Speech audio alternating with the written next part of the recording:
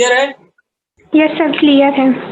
Convolution theorem लिखें, convolution theorem, convolution theorem,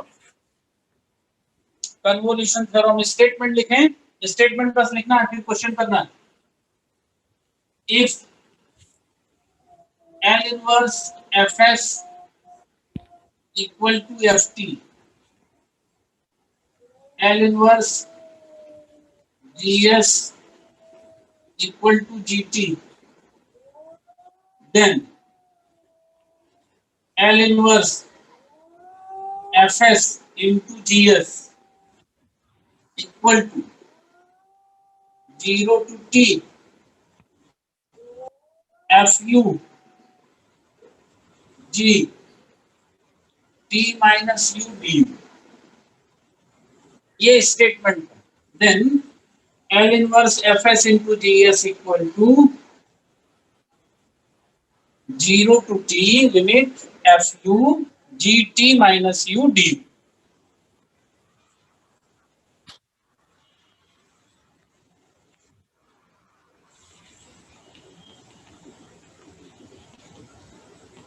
note कर लिया? Yes sir. नोट कर लिया? चलिए पहला क्वेश्चन, क्वेश्चन नंबर 1। सर एक बार बाय रिपीट कर कन्वोल्यूशन थ्योरम दीजिए।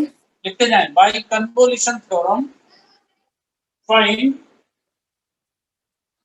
L inverse 1 upon S square minus A square,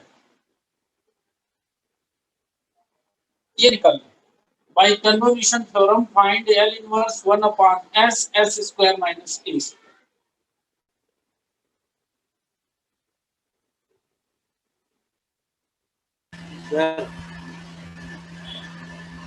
hello,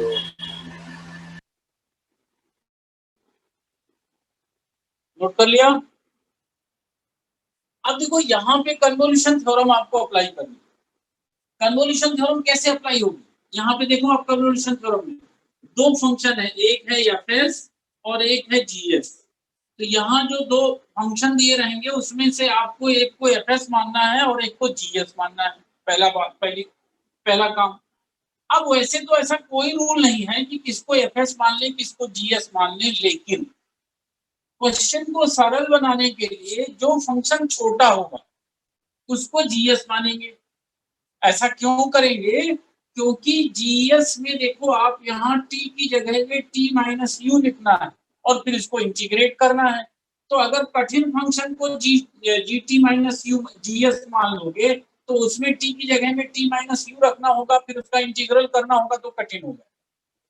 इसलिए आप जो छोटा फंक्शन होगा उसको जीएस मान लेंगे और जो बड़ा फंक्शन होगा उसको एफएस मान लेंगे। बाकी उल्टा भी करेंगे तो आंसर आएगा, लेकिन कैलकुलेशन में आपको असुविधा होगी। इसलिए उससे बचने के लिए जो छोटा फंक्शन है उसको जीएस मानेंगे और जो बड़ा फंक्शन है उसको एफएस मानेंगे। लेकिन late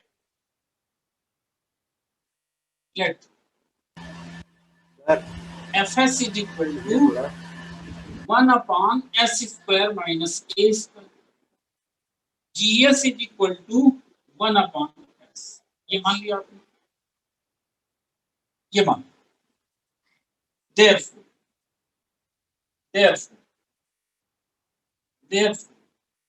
L inverse Fs equal to inverse Laplace निकालें। इसका इनवर्स लाप्लास ट्रांसफॉर्मेशन क्या होता है? 1 upon S square minus A square का 1 upon S square sine hyperbolic AT upon A। शाबाश प्रगति। तो sine hyperbolic AT upon A, बहुत सही। ये इनवर्स लाप्लास निकल आया।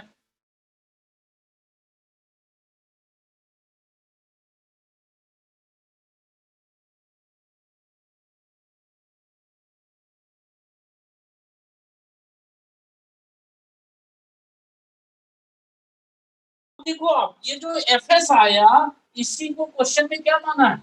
एफटी। तो ये हो गया एफटी।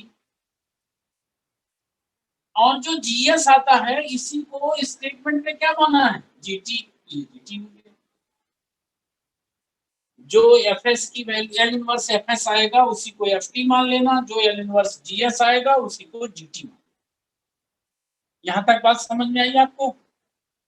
अब now by convolution theorem, now by convolution theorem, तो ये स्टेटमेंट है L inverse F S into G S is equal to क्या हो जाएगा 0 टू टी। और देखो यहाँ पे एफ टी है, यहाँ पे क्या लिखना है एफ यू, तो क्या करेंगे एफ टी से एफ यू कैसे आएगा, simply put T is equal to U, तो ये वैल्यू क्या हो जाएगी sine hyperbolic A U upon A, sine hyperbolic A U upon A, ये एफ यू की वैल्यू हो गई। क्या करना है एफ टी से एफ यू निकालने के लिए, सिंपली टी की जगह में यू रिप्लेस कर देना है, तो F U is equal to sine hyperbolic A U upon A. और देखो जीटी में जीटी की जगह में क्या लेना है जीटी माइनस यू, मतलब सिंपली क्या करना है टी की जगह में टी माइनस यू पुट करेंगे, तो चूंकि GT is a constant function therefore GT minus you is also is 1। GT में टी है ही नहीं, तो टी की जगह में टी माइनस यू रख भी देंगे तब भी ये वैल्यू क्या बनी रहेगी 1 ही बनी रहेगी, तो यहाँ पे 1 आ गया, यहाँ पे डी यू आ गया। अब देखो अगर आप उल्टा माने होते, इसे जी एफ एस माने होते और इसे जी एस, तब क्या अंतर आ जाता, यहाँ यहाँ 1 आ जाता और यहाँ पे क्या आ जाता sine hyperbolic A T minus U D U upon A, तो उसका इंटीग्रेशन थोड़ा सा कठिन होता, बस अंतर और कुछ नहीं होता। समझ में आई मेरी बात?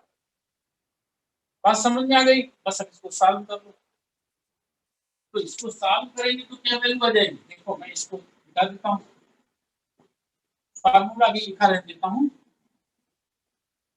जिससे फार्मूला आपको क्लियर हो जाए। ये इसके बाद यहाँ लिखना है ना, ये मैं एरो बना देता हूँ यहाँ, तो दैट इज इक्वल टू हो जाएगा 1 अपॉन ए, तो बाहर आ गया इंटीग्रल साइन के, यहाँ हो गया 0 टू टी, और यहाँ पे हो गया sign hyperbolic A you D you, इसका इंटीग्रल कर दें तो 1 upon A sine hyperbolic A you का इंटीग्रल क्या होगा, साइन का इंटीग्रल होता है cos hyperbolic A U upon A you का फिर करेंगे तो अपॉन में ए आ जाएगा, और लिमिट हो जाएगी 0 टू, लिमिट हो जाएगी 0 टू, अब क्या हो जाएगा दैट इज इक्वल टू हो जाएगा 1 upon A square cos hyperbolic A T, और जब 0 रख देंगे तो वैल्यू हो जाएगी cos hyperbolic A T minus 1, 1 upon A square cos hyperbolic A T minus. समझ में आ गया या नहीं आया?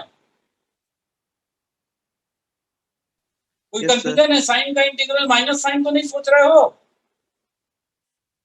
साइन का इंटीग्रल सामान माइनस साइन इसमें नहीं आएगा, क्योंकि ये हाइपरबोलिक फंक्शन है, सिंपल फंक्शन में आता है माइनस साइन, साइन का इंटीग्रल होता है माइनस कास, साइन हाइपरबोलिक का इंटीग्रल कास हाइपरबोलिक ही होता है, कोई कंफ्यूजन नहीं होना चाहिए इसमें। क्लियर है? क्लियर है ना? हाँ भाई, है ना, साइन हाइपरबोलिक अगर लगा है तो फिर माइनस साइन नहीं आएगा, साइन हाइपरबोलिक कास हाइपरबोलिक का ई के फॉर्म में एक्सपेंशन मैंने आपको बताया था, वहां से भी करेंगे तो भी यही आएगा, मतलब साइन का कास होता है, कास का साइन होता है, इसमें माइनस साइन नहीं आता, हाइपरबोलिक अगर लगा, नहीं लगा तो आएगा, ठीक है, यहाँ लगा इसलिए नहीं, ये आंसर आ गया। कन्वोल्यूशन थ्योरम समझ में आ गई या नहीं आ गई? आ गई, राइट। चलो अगले क्वेश्चन पे आए, अगले क्वेश्चन पे आए। अब मैं ये फार्मूला मिटा देता हूं क्योंकि ब्लैक बोर्ड में स्पेस कम है, आप ध्यान की रहेगा, मैं आपको बताऊंगा तो आपको ध्यान आ जाएगा, है ना। अब तो थ्योरम आपकी कॉपी में लिख गई है, इसलिए आप अपनी कॉपी से देखते रहिएगा, मैं यहाँ से बताता चलूंगा। अगला क्वेश्चन लिखते हैं, अगले क्वेश्चन पे आए, अगले क्वेश्चन पे आएंगे तो find L inverse S upon S square plus A square whole square.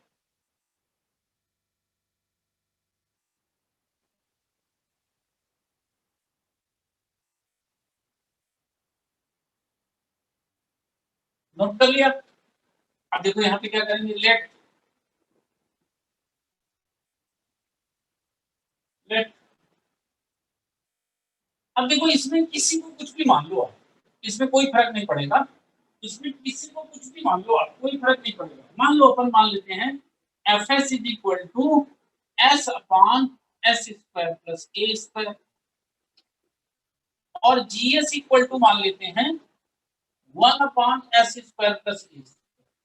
ये मानना ऐसे है कि इन दोनों का मल्टीप्लिकेशन करें तो ये फंक्शन आ जाए। क्यों? क्योंकि कन्वोल्यूशन थ्योरम में होता है L inverse F S into G S. इसलिए ऐसे मानना है कि इन दोनों फंक्शन का मल्टीप्लिकेशन करें तो क्वेश्चन में जो फैक्टर दिया है वो फैक्टर आ जाना चाहिए, ऐसे मानना है आपको, है ना? समझ गए? इन दोनों का मल्टीप्लिकेशन करेंगे तो ये आ जाएगा। अब क्या क्या, क्या करेंगे, एल इनवर्स एफ एस निकालेंगे। तो एल इनवर्स एफ एस की वैल्यू क्या होगी, ये किसका फार्मूला है, इसकी वैल्यू क्या होती है, एल इनवर्स एफ एस, इसका इनवर्स लाप्लास ट्रांसफॉर्म क्या होता है, cos 80, बिल्कुल सही। ये आ गया cos 80 और इसी को क्या मान लोगे आप, एफ टी। इसी तरह एल इनवर्स जीएस निकाल लोगे, इसकी वैल्यू क्या होगी, sin 80 अपॉन ए, और इसी को क्या मान लोगे, dt। समझ आया नहीं आया? यहां तक सबको समझ में आया? अब कन्वोल्यूशन थ्योरम लगाने, therefore L inverse F S into G S equal to, समझना भाई बात को, पहले होगा 0 to T integral, 0 to T integral लगा दिया, फिर क्या होता है, एफ यू होता है, एफ यू। तो यहाँ पे एफ यू की वैल्यू क्या आ जाएगी, cos ए यू। समझ आया?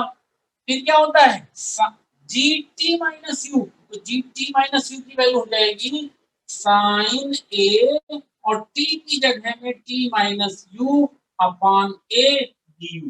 बात समझ में मेरी आई या नहीं आई? ये कैसे आया, ये समझ में आ गया सबको या नहीं आया? नहीं आया हो तो मैं फिर से एक्सप्लेन करूं।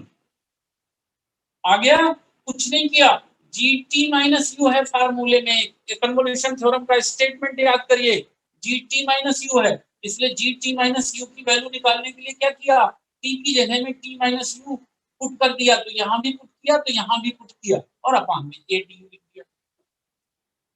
अब देखो क्या करना है आपको, ए को बाहर लेके इसमें 2 का ऊपर नीचे गुणा कर दें। क्यों ऐसा करें, जिससे ये 2 साइन टू बनाने के लिए के फॉर्म में आ जाए, और इसको इंटीग्रल को अपन सॉल्व कर लें, तो आ जाएगा 1/2a 0 टू टी, और ये हो जाएगा 2 cos A U sine A T minus you,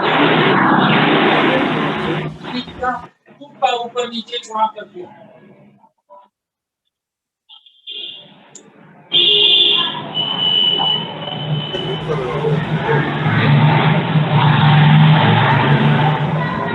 अब 2 cos a sin b का फार्मूला क्या हो गया भाई, 2 cos a sin b का फार्मूला क्या होता है, 2 cos a sin b का फार्मूला कौन बताएगा क्या होता है, ये होता है sin a plus b minus sin a minus b, ये फार्मूला होता है 2 cos a sin b का।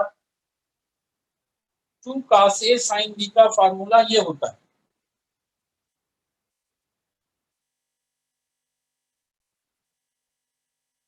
ये फार्मूला होता है, ऊपर लिखा है मैंने फार्मूला, इसी फार्मूले को अप्लाई कर दीजिए तो आ जाएगा that is equal to 1/2a 0 to T.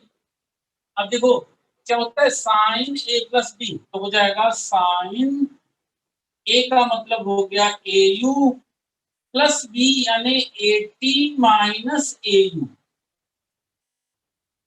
यही होगा ना, फिर minus sine A minus B A U minus A T plus A U, और इसके बाहर आ जाएगा बी। समझ आया नहीं आया? सबको समझ में आया ये कैसे आया? ये वैल्यू आ गई, देखें AU कैंसिल हो गया, तो बच गया 1/2a 0 to t, यहाँ हो गया sin 80 और माइनस sin 2AU माइनस 80 और ब्रैकेट के बाहर du with respect to D, u integrate कर रहे हैं अपन।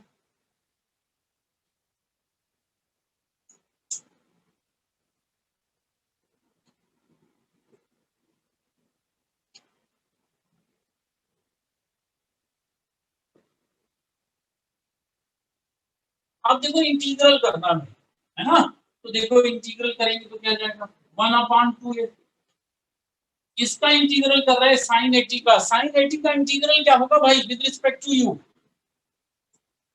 sin 80 का with respect to u integral कौन बताएगा?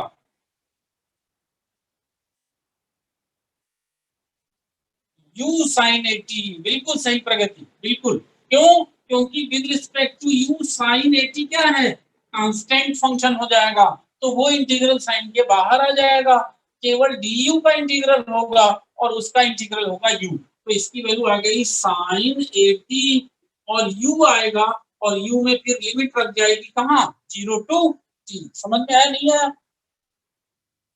ये बात समझ में आई? पहले फंक्शन का इंटीग्रल हो गया, फिर दूसरे फंक्शन में आए, साइन का इंटीग्रल क्या होता है, अब यहाँ माइनस साइन आएगा, तो साइन का इंटीग्रल माइनस साइन आएगा, तो ये माइनस माइनस प्लस, और यहाँ क्या हो जाएगा cos 2AU माइनस 80, और भी कुछ आएगा क्या, cos 2AU माइनस 80 के अलावा भी कुछ आएगा क्या, अपान 2a आएगा, बिल्कुल आएगा अपान 2a, क्योंकि जब इसका इंटीग्रल करेंगे, इसका डिफरेंशियल करेंगे तो 2a ऊपर 2a हो जाएगा, और वो कांस्टेंट है, और यहाँ भी लिमिट क्या आ जाएगी 0 to,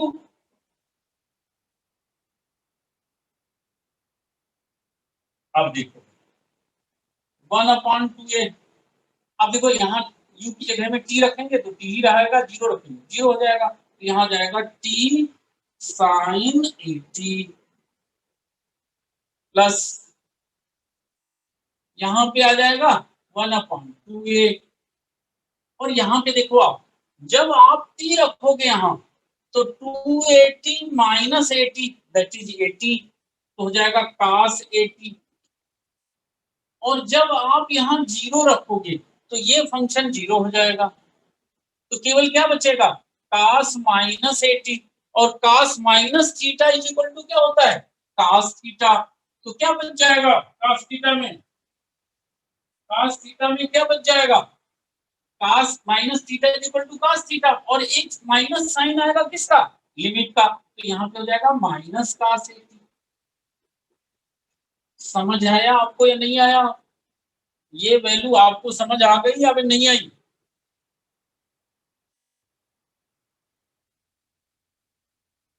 कैसे इंटीग्रल की लिमिट रखा, समझ आ गया? ये 0 हो जाएगा, देखो cos 80 माइनस cos 80 0 हो गया, तो फाइनल वैल्यू क्या आ गई 1/2a t sin 80।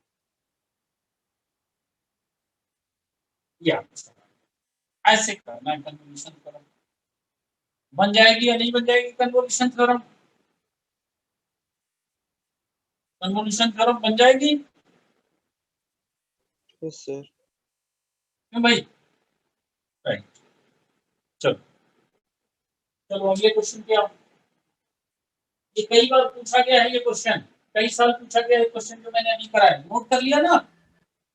चलो दूसरा क्वेश्चन, इसी से मिलता जुलता है, आप घर में कर लेंगे, मैं केवल बता देता हूँ आपको थोड़ा सा। ये निकालना है आपको L inverse S square upon S square plus A square और S square plus B square, बिल्कुल मिलता जुलता है। यहाँ पे आप एक फंक्शन को क्या मान लोगे, fs को मान लोगे s upon S square plus A square, और gs को मान लोगे आप s upon S square plus B square. F S को ये मान लोगे, जी एस को ये मान लोगे। अब L inverse F S G S निकाल लोगे आप।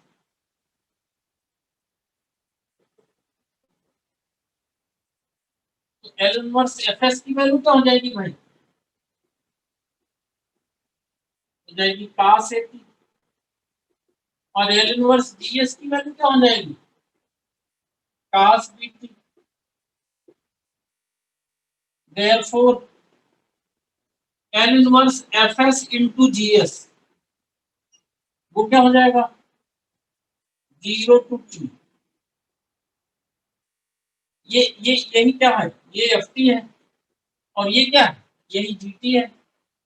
यहाँ आ जाएगा एफ यू हो जाएगा तो cos A, और ये जी टी माइनस यू, इसकी वैल्यू हो जाएगी cos B T minus you.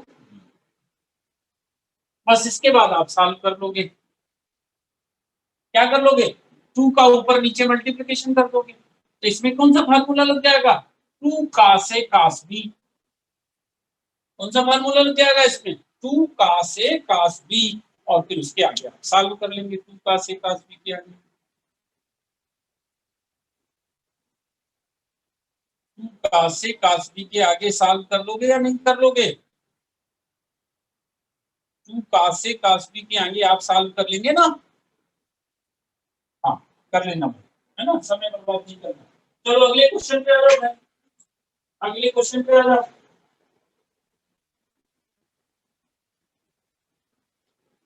अगले क्वेश्चन,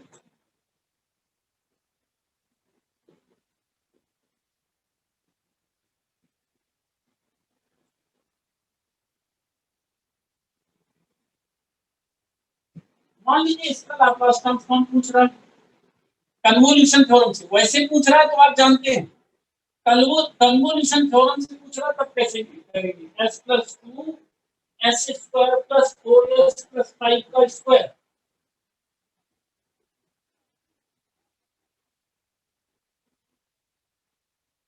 कन्वोल्यूशन थ्योरम से इसका इनवर्स लाप्लास ट्रांसफॉर्म हमसे पूछ रहा है।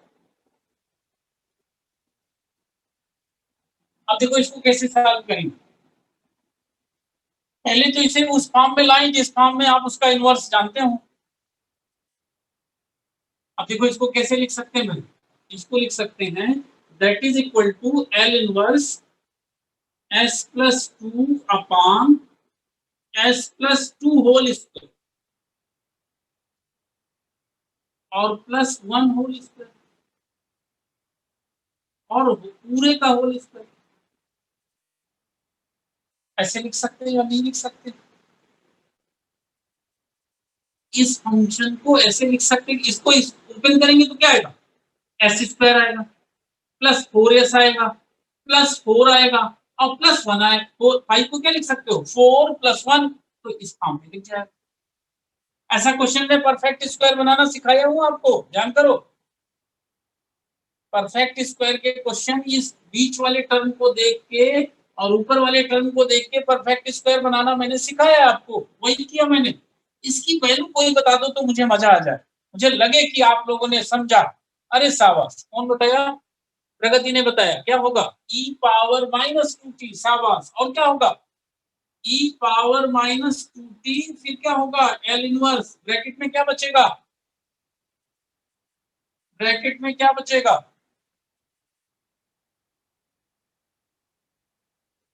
ब्रैकेट में क्या बचेगा, जो जो जुड़ा था उसको वो छोड़ देना, तो क्या बचेगा, s अपान s स्क्वायर प्लस 1 और होल स्क्वायर, ये भी तो है, s स्क्वायर प्लस 1 का होल स्क्वायर, या 1 स्क्वायर ना लिखें, s स्क्वायर प्लस 1 का होल स्क्वायर। यहां तक सबको समझ में आया या नहीं आया, ये क्वेश्चन नंबर 1 आ गया। अब क्या करोगे, इसके बाद का आपको करना है, अब देखो इसको बाद में लिख देंगे, पहले अपन इसकी वैल्यू निकालेंगे, इसकी कन्वोल्यूशन थ्योरम से। Now let F S is equal to, F S किसको मान लें, एफ एस किसको मान लिया जाए, किसी को मान सकते हो आप, एफ एस इसको मान लें, S upon S square plus 1, और जीएस किसको मान लें, क्या बचा अभी 1/s²+1। दोनों का मल्टीप्लिकेशन करने पर ये आना चाहिए। देखो दोनों का मल्टीप्लिकेशन करेंगे यही आ जाएगा। एक को एफएस मान लिया आपने, एक को जीएस मान लिया। अब क्या होगा, एल इनवर्स एफएस निकल आएगा। तो एल इनवर्स एफएस की वैल्यू क्या आ जाएगी, इसकी वैल्यू क्या होगी, s/s²+1 की वैल्यू क्या होगी, कास की। बिल्कुल सही, बिल्कुल सही। और इसी को अपन क्या मान लेते हैं, एफ टी। फिर एल इनवर्स जीएस की वैल्यू क्या होगी, 1/s²+1 की वैल्यू क्या होगी, साइन टी। बिल्कुल सही, सही बताया प्रगति ने। ये जीटी, एक को एफ टी मान लिया, एक को जीटी मान लिया। अब भाई अब तो फार्मूले में रख देना है, तो फार्मूले में रख दो। There there therefore L inverse Fs into Gs equal to 0 to T Fu। Fu देखो आप यहां से क्या जाएगा, cos u। Gt minus u तो वो क्या जाएगा, sin t माइनस u। और भी अब यहां से तो मेरे ख्याल से बन जाएगा ना, यहां आप क्या करेंगे, 2 का ऊपर नीचे गुणा कर देंगे, तो 0 to T 2 cos u और sin t minus u du।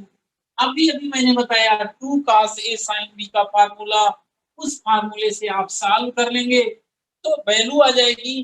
Final answer जब लिखिएगा तो उसमें e⁻⁻2t का मल्टीप्लिकेशन करना नहीं भूलिएगा, क्योंकि वो फैक्टर पहले से बाहर है। आप क्वेश्चन नंबर 1 देखिए, उसमें आप अभी केवल इसको सॉल्व कर रहे हो, एल इनवर्स s/s²+1 का होल स्क्वायर, इसकी वैल्यू निकालोगे कन्वोल्यूशन से, और इसकी वैल्यू जो आएगी उसमें e⁻⁻2t का मल्टीप्लिकेशन कर दोगे, तो जो क्वेश्चन था उसकी वैल्यू आ जाएगी। मेरी बात समझ में आई आपको या नहीं आई, बताओ भाई, तब आगे बढ़े हम। समझ में आ गई, यहां से कर लोगे या नहीं कर पाओगे, आगे कर लोगे। कुछ लोग कह रहे हैं आगे आगे बताना है, क्या बताना है या कर लोगे।